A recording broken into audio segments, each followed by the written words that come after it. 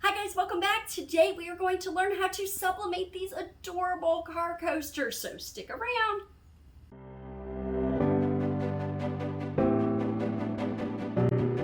Hi guys, welcome back to my channel. It's Angela with Flip and Flutter Creations, and today we are going to learn how to make a different kind of car coasters. Instead of neoprene, these are the MDF, very similar to the house coasters that I have done or the magnets that I have done.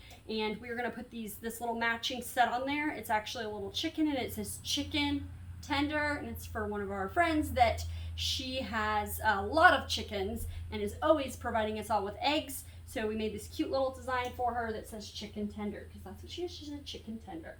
So the first thing you have to do with these little coaster pieces, any of these sublimation blanks, a lot of times they come with that little piece on the front. So you want to make sure that you take that off.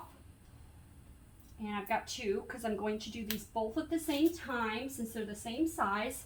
I have my settings on 385 for 60 seconds.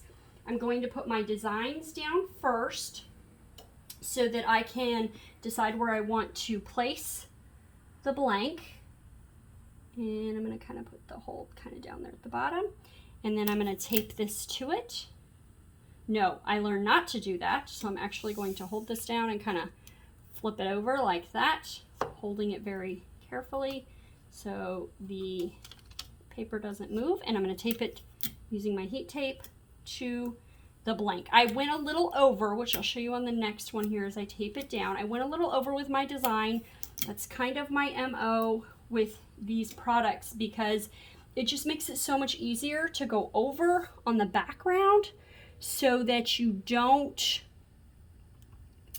end up with any blank spots. You get this nice area all the way around. It helps you line up your design. You just want to make sure that you have all your text within the space, and then you can flip it over carefully, tuck it down, and then I'm going to tape this one down.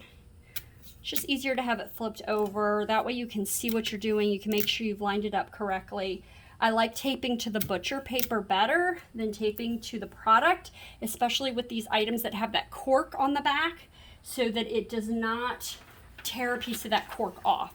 So then I'm going to put a clean piece of butcher paper on top, and we're going to go ahead and press those together. So down, that's 350 for 60 seconds.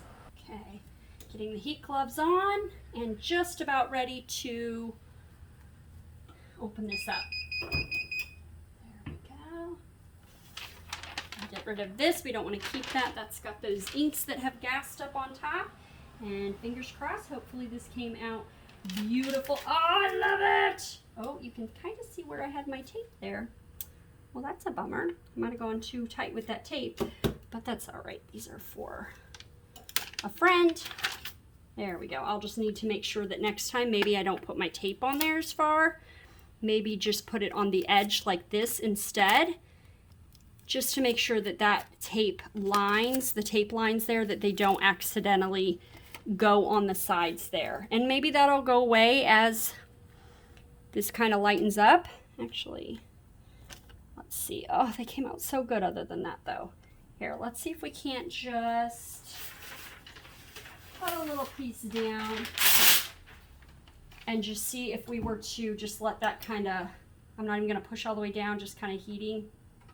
Okay, I just want to see if maybe that, nope, didn't really help. I tried, worth a shot. Okay, so other than the little tape line that I somehow got on there, it got on the bottom too.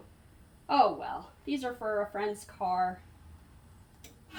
So, good practice, good to know. Don't get those tape lines on there. But other than that, how cute is this chicken tender? I love it, and I hope she loves it for her birthday. So, hopefully this video was helpful for you. If so, don't forget to give it a thumbs up, and don't forget to hit that subscribe button so you can be notified when I post my next video. Thanks for swinging by my channel.